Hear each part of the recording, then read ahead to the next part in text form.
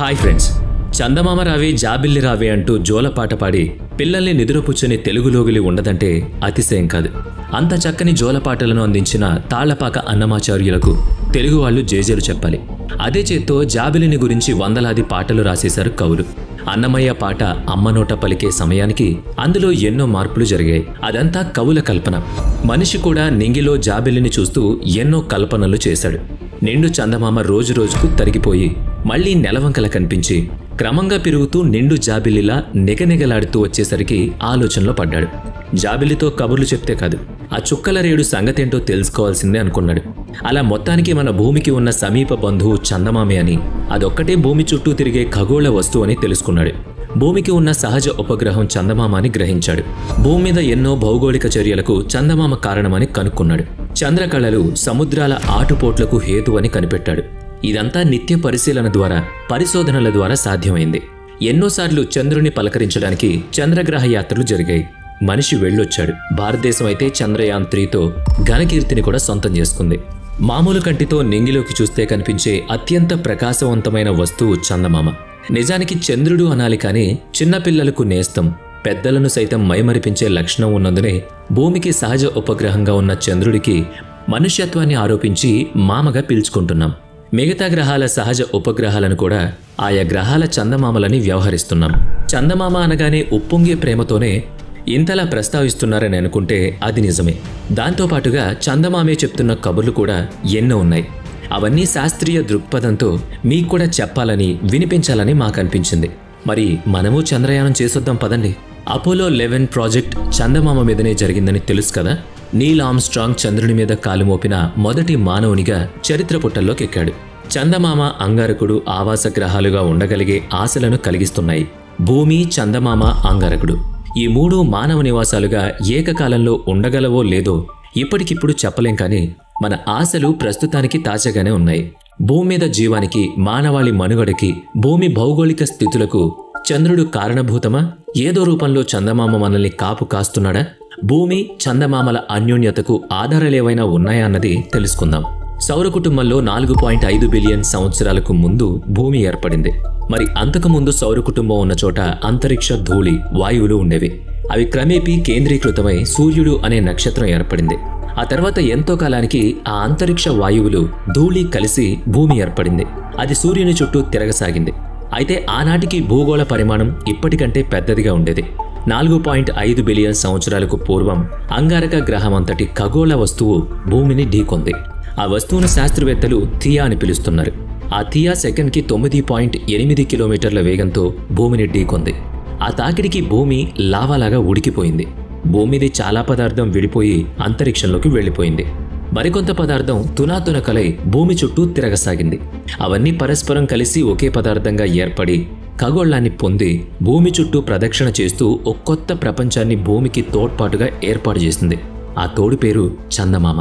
భూమి నుంచి చంద్రుడికి ఉన్న దూరం 3,84,400 కిలోమీటర్లయితే ఈ దూరం చంద్రుడు ఏర్పడినప్పుడు ఎంతో తెలుసా? 22,530 కిలోమీటర్లు మాత్రమే.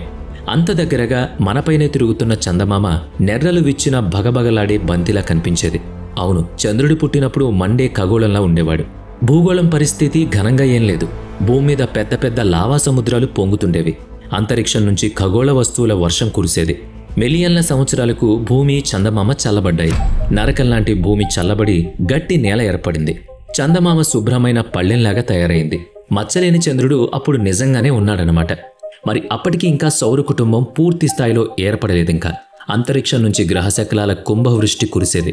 ఇటు భూమి మీద, అటు చంద్రుడి మీద. ఒక్కొక్క కిలోమీటర్ల పొడవునా ఉండే వేలాది గ్రహశకలాలు మిలియన్ల సంవత్సరాల పాటు భూమి, చంద్రుళ్లను ఢీకొడుతూ వాటి మీద పడిపోతూ సొట్టలు పడ్డాయి. అలా చందమామ మీద గుంతలు పడి, లోయలు ఏర్పడి భూమి నుంచి చూస్తే అవి మచ్చలుగా కనిపిస్తున్నాయి. ఆనాటి ఆస్ట్రాయిడ్లు మోసుకొచ్చిన ఖగోళ పదార్థాలు భూమి మీద, సముద్రాల్లోని పడి భూమికి జీవాన్ని మోసుకొచ్చి పెట్టాయి.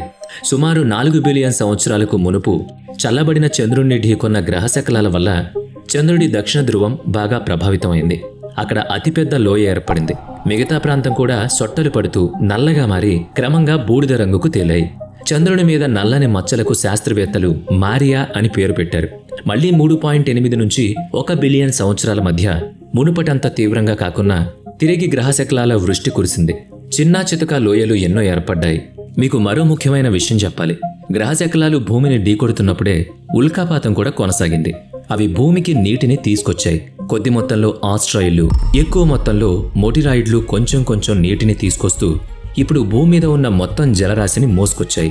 ఈ ప్రక్రియ మిలియన్ల సంవత్సరాల పాటు కొనసాగిన తర్వాతే భూమి మీద నీళ్లు, ఆ తర్వాత నీటిలో జీవం పుట్టుక, ఆ పిమ్మట ఇదిగో ఈ అందమైన నీలి ఆకుపచ్చని భూగోళం ఏర్పాటైంది.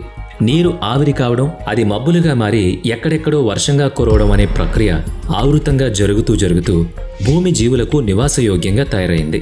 భూమి చందమామల అన్యోన్యత కారణంగానే రెండిటి గురించి కలిపి చెప్పుకుంటున్నాం. భూమి చందమామల ఆవిర్భావం గురించి మీకు కొంత అవగాహన కలిగింది కదా. ఇప్పుడు చందమామ విశేషాలను తెలుసుకుందాం. గుండ్రంగా ఉన్నట్టు కనిపించే చందమామ వాస్తవానికి అండాకారంలో ఉన్నట్టు శాస్త్రవేత్తలు చెప్తున్నారు. మన భూమి కూడా పూర్తి గోళాకారంలో లేదని తెలిసే ఉంటుంది. కపిత్తాకార భూగోళం అనే మాట వినే ఉంటారు.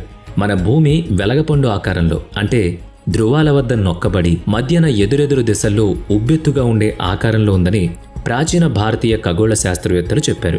ఇంగ్లీష్లో చెప్పాలంటే ఆమ్లెట్ షేప్ అంటారు. అంటే బంతిని పైన కింద నొక్కి పట్టుకుంటే ఎలా ఉంటుందో అలా ఉంటుందన్నమాట. చంద్రుడు కూడా ఎప్పుడూ ఒకేలా కనిపించడు. భూమికి అతి దూరంగా ఉన్నప్పుడు, అంటే అపోజిట్ పాయింట్లో ఉన్నప్పుడు చిన్నగాను, అతి దగ్గరగా ఉన్నప్పుడు, అంటే ట్రయోజీ పాయింట్లో ఉన్నప్పుడు పెద్దగాను కనిపిస్తాడు. చంద్రుడు భూమికి దూరంగా ఉన్నప్పుడు భూమి మీద వాతావరణం కాస్త ప్రశాంతంగా ఉంటుంది. సముద్రంలో చిన్న చిన్న అలలు మాత్రమే వస్తూ ఉంటాయి. అయితే చంద్రుడు భూమికి బాగా చేరువకు వచ్చినప్పుడు సముద్రంలో పెద్ద పెద్ద అలలు విరుచుకుపడతాయి. చంద్రుడు భూమికి 3,84,400 కిలోమీటర్ల దూరంలో ఉన్నాడు. చంద్రుడి మీదకు నడిచి వెళ్లే దారి ఉండి ఆగకుండా నడిస్తే భూమి నుంచి చంద్రుడిని చేరుకోవడానికి 9.5 సంవత్సరాల సమయం పడుతుందట. అలా కాకుండా విశ్రాంతి తీసుకుంటూ రోజుకి 14 గంటలే నడిచినట్లయితే 14 సంవత్సరాల్లో భూమి నుంచి చంద్రునికి చేరుకుంటాం. అదే కారులో వెళితే 130 రోజులు, రాకెట్లో వెళితే 13 గంటల్లో చంద్రుడిని చేరుకోవచ్చు. ఇవన్నీ భూమి చంద్రుళ్ల మధ్య దూరం గురించి అవగాహన కోసం చెప్పుకుంటున్నాం. భూమి గురుత్వం వల్ల చంద్రుడు భూమి చుట్టూ తిరుగుతున్నాడు.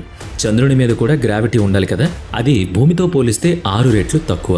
భూమి మీద 100 కిలోల బరువు ఉన్న మనిషి చంద్రుడి మీద 16.5 కిలోల బరువు తూగుతాడు. ఇంత తక్కువ గురుత్వాకర్షణతో చంద్రుడు ఏం చేస్తాడనేగా మీ సందేహం. చంద్రుని గురుత్వాకర్షణ మూలంగానే సముద్రంలో అలలు పుడుతున్నాయని తెలుసుకోండి. చంద్రుడు భూమికి చేరువయ్యే కొద్దీ అలలు ఉవ్వెత్తున విరుచుకుపడ్డానికి కారణం ఇప్పుడు అర్థమైంది కదా. ఇక్కడో సంగతి చెప్పుకోవాలి.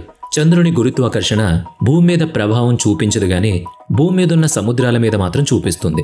చంద్రుని గురుత్వాకర్షణ లేకపోతే సముద్రం నిశ్చలంగా గ్లాసులో నీళ్లున్నట్టు ఉంటుంది.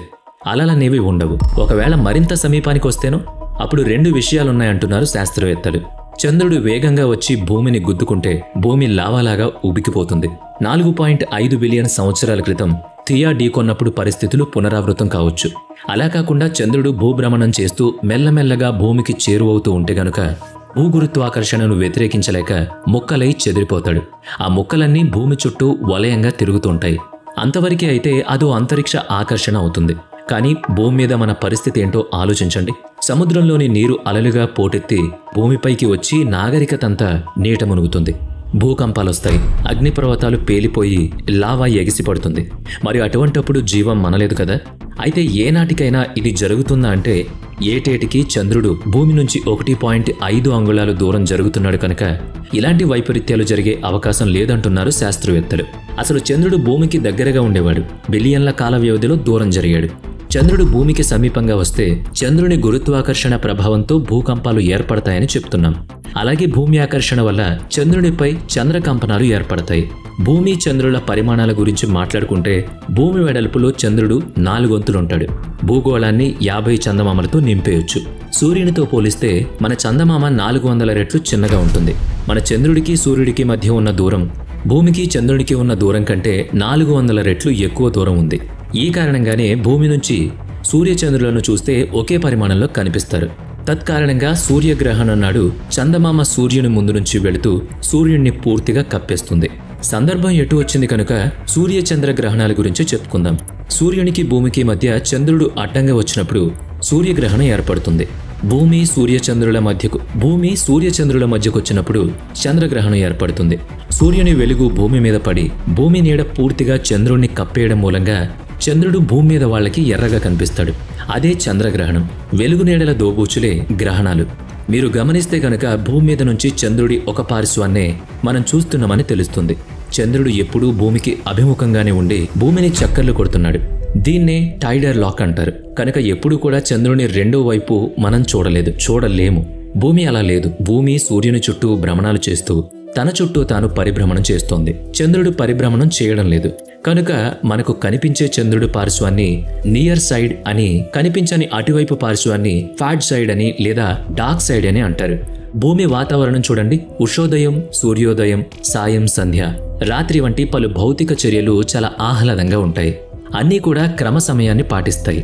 భూమి మీద వాతావరణమే ఇందుకు కారణం. మరి చందమామ మీద వాతావరణమే లేదు. కేవలం పగలు రాత్రి మాత్రమే ఉంటాయి. చంద్రుడి మీద గాలి లేదు. కనుకనే చంద్రుడి మీద కాలు మోపిన వ్యోమగాముల పాదరక్షల ముద్రలు మిలియన్ల సంవత్సరాల కాలం చెక్కు చెదరకుండా ఉంటాయి. గాలి వీచదు, మట్టి రేగదు కదా మరి. అందుకే అలాగే ఉంటుంది.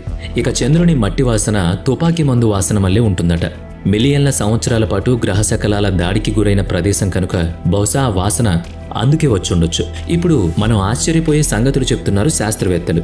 చల్లని రాజా ఓ చందమామ అని కవిగారు రాశారు కదా. నిజానికి చంద్రుడి మీద పగటి ఉష్ణోగ్రత 120 డిగ్రీల సెల్సియస్ వరకు ఉంటుంది. మరి రాత్రి చంద్రుడు ఎలా ఉంటాడంటే -130 డిగ్రీల సెల్సియస్ వరకు చల్లబడతాడు. అందుకే కవులు చెప్పింది రాత్రి చందమామ గురించన్నమాట. భూమి మీద అత్యంత శీతల ప్రాంతం అంటార్కిటికా ఖండమని మనకు తెలుసు. అక్కడ కనిష్ట ఉష్ణోగ్రత -90 డిగ్రీస్ వరకు ఉంటుంది. అంటే చంద్రుడితో పోలిస్తే అంటార్కిటికా వేడిగా ఉంటుందనుకోవాలి. మరి చంద్రుని విశేషాలు ఒక్కొక్కటి విస్మయంగా ఉన్నాయా? ఉంటాయి. మరి చందమామను చూపించి మురిపించాం గాని మామ సంగతులు చెప్పుకోలేదు కదా. ఇప్పుడు మామ చందమామ అనుకుంటూ అపోలో 11 ప్రయోగం ద్వారా నీల్ ఆర్మ్స్ట్రాంగ్ బృందం చంద్రుడి మీద కాలు మోపింది. భూమి మీద మనుషుల తరపున పలకరించొచ్చారు. అయితే ఇది మానవ సహిత చంద్రయాత్ర. అంతకు మునిపే చాలా ప్రయోగాలు జరిగాయి. అంతరిక్ష నౌకలు చంద్రయానం చేసి ఎన్నెన్నో సంగతుల్ని భూమికి మోసుకొచ్చాయి. అవన్నీ స్పేస్ క్రాఫ్ట్స్. సోవియట్ ఈ ప్రయోగాల్లో చాలా ముందుండేది. 1959లో మొదటి లూనార్ మిషన్ని సోవియట్ యూనియన్ చేపట్టింది. దాని పేరు లూనా 1. లూనార్ అంటే చంద్రుడికి సంబంధించింది అని అర్థం. లూనా 1 చంద్రుని సమీపం నుంచి వెళ్లిపోయింది. లూనా 2 ప్రయోగంలో స్పేస్ క్రాఫ్ట్ ని చంద్రుడి మీద క్రాష్ ల్యాండింగ్ చేయించారు. చంద్రుడి మీద మొదటిసారి సాఫ్ట్ ల్యాండింగ్ లూనా 9 చేసింది. అలాగే చంద్రుడి మీద మొదట నడిచిన వస్తువు లూనా కోడ్ 1. ఇది కూడా సోవియట్ యూనియన్ ప్రయోగమే. 1669లో ప్రయోగించిన అపోలో 11 మాత్రం అమెరికా ప్రయోగం.